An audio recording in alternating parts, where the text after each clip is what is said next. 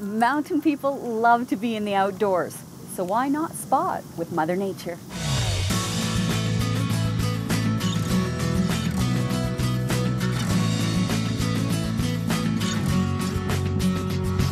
On today's show, the outdoor therapy experience really is about going from hot to cold and relaxation. More than just the fountain of youth, your muscles will thank you. And what keeps this Quest team together? We've always wanted hard work, pride, we've wanted determination, we wanted these core values. Then discover how together is amazing. I think when people show interest in cooking and restaurants and food, that is a great thing. You'll find it here on The Express.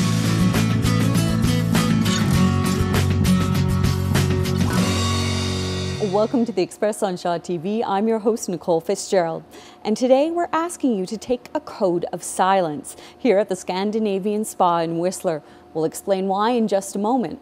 But first, reporter Emily Cordonier hits the Quest basketball courts in Squamish. The men's team may be having a challenging season, but that doesn't make their memories any less special.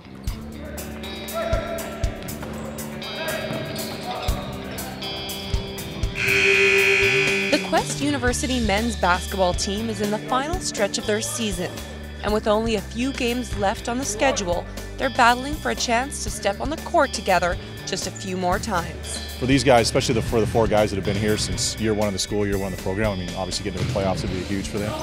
Those four seniors are Bryce Froberg, Tyson Compton, and twin brothers Kyle and Tyler Thorau. This group has been with the team since day one, and they took a leap of faith when they signed on to play for a university that didn't really even exist yet. When the four guys came here 4 years ago, like the campus wasn't even ready. I mean, they had to spend the first month off-site somewhere else, and then the dorms weren't ready, the academic buildings were ready. But now we have 3 sets of dorm buildings and the full academics and everything, so it makes it a little easier to recruit kids. In fact, 4 years later, and parts of the recreation building are still a work in progress, and so is this team. But at a small school like Quest, these seniors have spent countless hours together, both in the gym and in the classroom, and that has helped build a lasting bond. Keep running, keep running! I think we're really good friends. That's my perspective. Hopefully they think the same about me with them. But yeah, we've been through a lot of ups and downs. We've gone through different coaches. Shook's our second coach. Losing seasons are always kind of tough, especially when, we all have egos, we all have pride, we want to win, and we've kind of been through a lot of downtime. It was tough the first year because they didn't have those older guys to look up to, so they're looking at each other, and that was a difficult part. But now with these guys being around the program, they've been playing for me for 3 years. They kind of show the ropes to the young guys. After hours of dribbling, passing, and shooting, still no one has spent more time together than the twins Kyle and Tyler. In fact, you might even say they have an unfair advantage when they take to the court. We've playing together, so we know each other where we're going to go. Whether related by blood or not, all these guys are like brothers. The team captain, Bryce, that makes this home stretch bittersweet. It's almost time to take a seat on the sidelines and let the younger guys take over from where these seniors leave off. Our goal has been to build a foundation for what Quest basketball will be for as long as it's established here. We've always wanted hard work, pride, we've wanted determination, we wanted these core values kind of really set in as a foundation that when players come in they realize that you put on a Quest jersey, it actually means something. Emily Cordonier in Squamish for The Express. Go! The team will be playing Capilano University on February 11th and 12th at Quest University in Squamish. We're going to move this spa experience into the outdoors in just a moment. It's the yin and yang of the spa world with both cold and hot baths. Next, Shaw discovered together is amazing. It's incredible what a community can do when they come together with a common goal. 3 of Whistler's top restaurants did just that. That was my first time having a truffle, yes. Truffles and gnocchi are new life ingredients for Devon Greening, who is experiencing a fine dining restaurant for the first time here at Araxi. I was raised on instant noodles and craft dinner and all that nice stuff. I was kind of on my own for meals a lot of the time.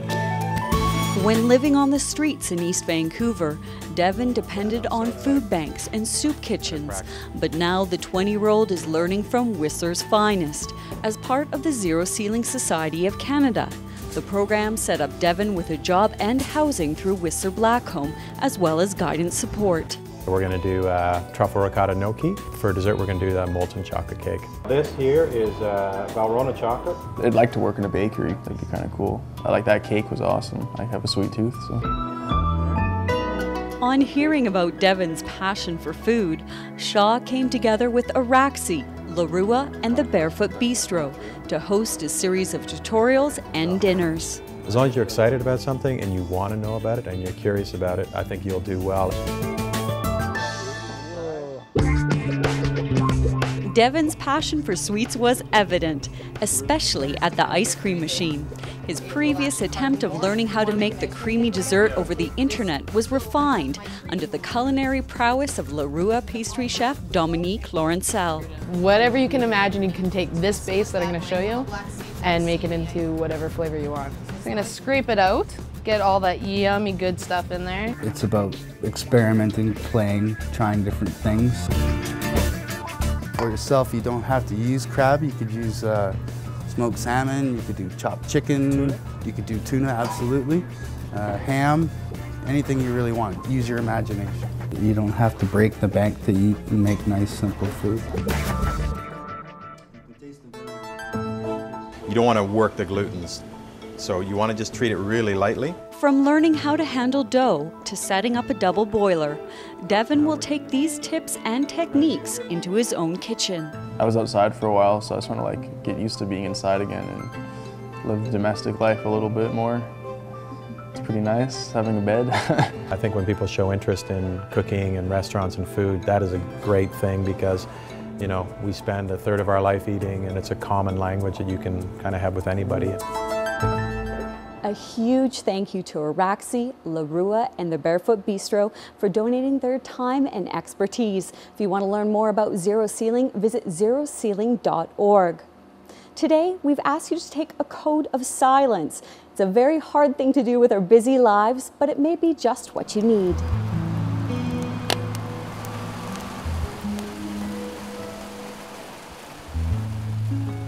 This is about stopping and just seeing the beauty in life, and part of that is being in nature. So by the idea of asking people to be quiet, it really allows them to get their inner peace and zone in and just enjoy the relaxation. We wanted to bring that here to North America, the idea of the bath. It's so common in Europe. I mean, in Finland, everyone has a sauna. It's part of their life. It's part of what you do to relax and to be with friends. 3 things that you want to remember: hot, cold, and relaxation. I'm going to start with the sauna. The hydrotherapy experience really is about going from hot to cold and relaxation. So you increase the body heat and therefore you cleanse the toxin. And then you would do that in a steam bath, a eucalyptus steam bath, or a hot sauna, or you could do that in a hot bath. Then you quickly rinse in cold water, so therefore we have 2 cold plunges. Close your pores, so you keep the heat inside. The idea is not to cool down in cold water, just to close the pores, and then you would go relax in a place where you have to take time because your blood circulation has been really increasing and you need to calm down and let this come back to normal. So we have 2 relaxation areas indoors where you can do that, or we have outdoor fire pits so we can sit around the fireplace. Oh, the warm pools feel so good. It's the cold ones I'm worried about. The quick thing, I mean, all it is really is dipping. It's not about cooling down in the cold water. It's just dip quick in and out, close the pores, and then you're done with that part. So it's not that scary.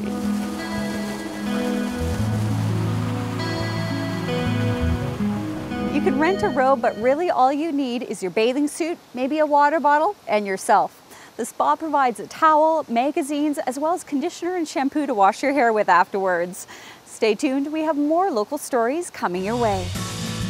Still to come, new discoveries abound in Britannia. We were really motivated in this reinvention and retransformation of the museum to use the historic buildings. And put your wedding dress to use again. What are you wearing? My princess wedding dress. Very nice.